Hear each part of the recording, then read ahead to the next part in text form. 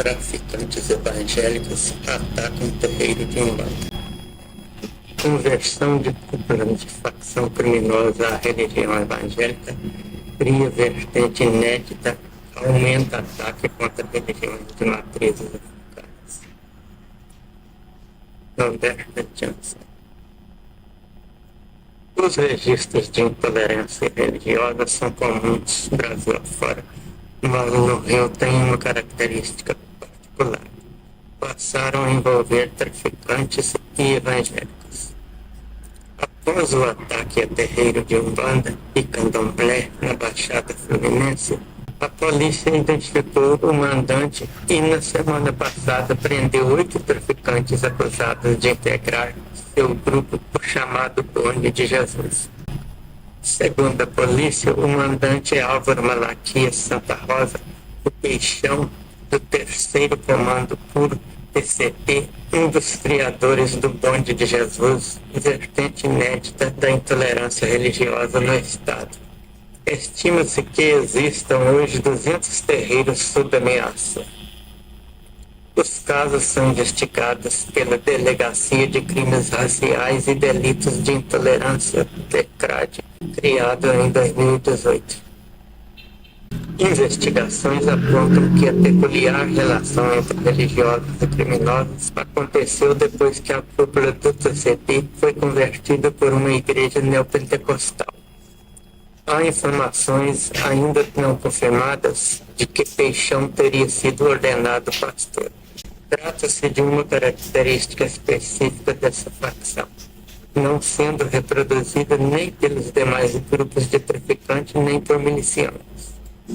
A situação de intolerância sempre existiu, mas tivemos uma piora quando indivíduos ligados à cúpula da facção resolveram se converter, afirma o delegado da DACRED, Gilberto Stivanello. Eles distorcem a doutrina religiosa e agridem outras religiões, sobretudo as de matriz africana. As principais lideranças evangélicas do Rio condenam os ataques. Conversão.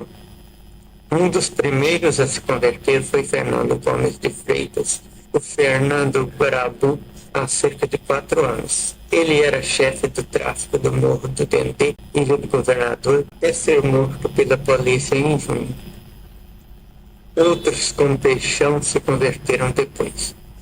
Alguns deles se converteram dentro do presídio, diz Stivanello. Eles viveram uma experiência distorcida da conversão, se tornando bandidos de Jesus, como se isso fosse um ato de fé. Se pararmos para pensar, não é muito diferente do terrorismo islâmico. É difícil entender a lógica, afirma. Coordenadora do Centro de Africanidade e Resistência Afro-Brasileira, Célia Gonçalves de Souza, diz que o problema da intolerância é nacional, mas que de fato vem ganhando contornos específicos no Rio, sobretudo pela penetração de evangélicos no sistema carcerário. No Rio, esse problema é muito escancarado e o narcopentecostalismo só tendo a crescer. E passa pela questão das penitenciárias, onde há uma entrada muito grande de neopentecostais.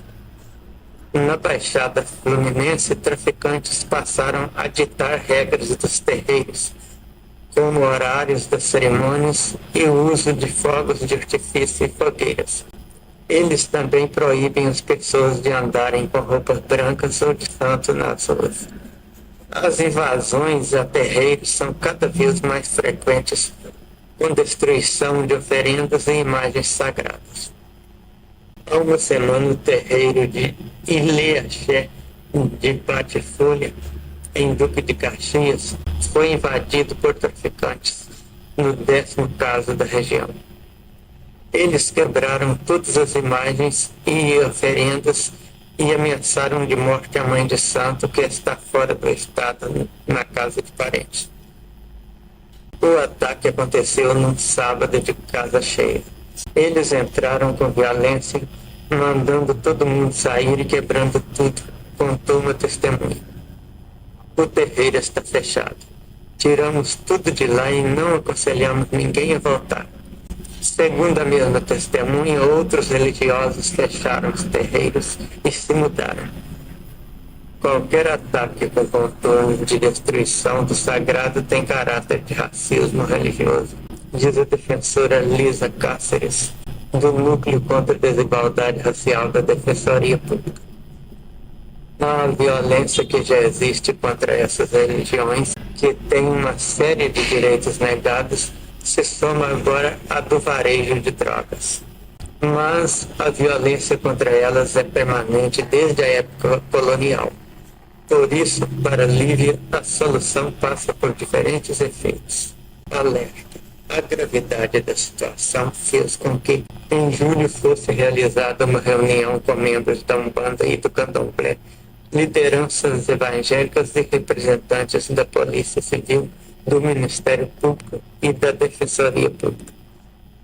O pastor Marcos Amaral, da Comissão contra a Intolerância Religiosa, destaca que a denominação evangélica abrange um segmento grande de religiosos com posicionamentos diferenciados. Já o pastor Neil Barreto, da Igreja Batista Betânia, afirma que a intolerância é o ápice da ignorância e a única solução para a ignorância que produz intolerância é a educação. Precisamos de uma campanha de educação e conscientização em todas as comunidades de fé. Não tem como pensar em intolerância sem pensar em racismo, diz Babalaô, premiado nos Estados Unidos. O Babalaô Ivanildo Santos recebeu no mês passado, em Washington, o Prêmio Internacional de Liberdade Religiosa, entregue pelo Departamento de Estado dos Estados Unidos. Santos é coordenador da Comissão de Combate à Intolerância Religiosa e organizador da Caminhada em Defesa da Liberdade Religiosa, que é realizada há 12 anos em Copacabana, no Rio. Como foi receber esse prêmio internacional em um momento em que aumentam os ataques a terreiros, em especial no Rio? Esse prêmio, na verdade, vem reconhecer e legitimar a luta pela causa da liberdade religiosa contra o racismo, de respeito aos direitos humanos.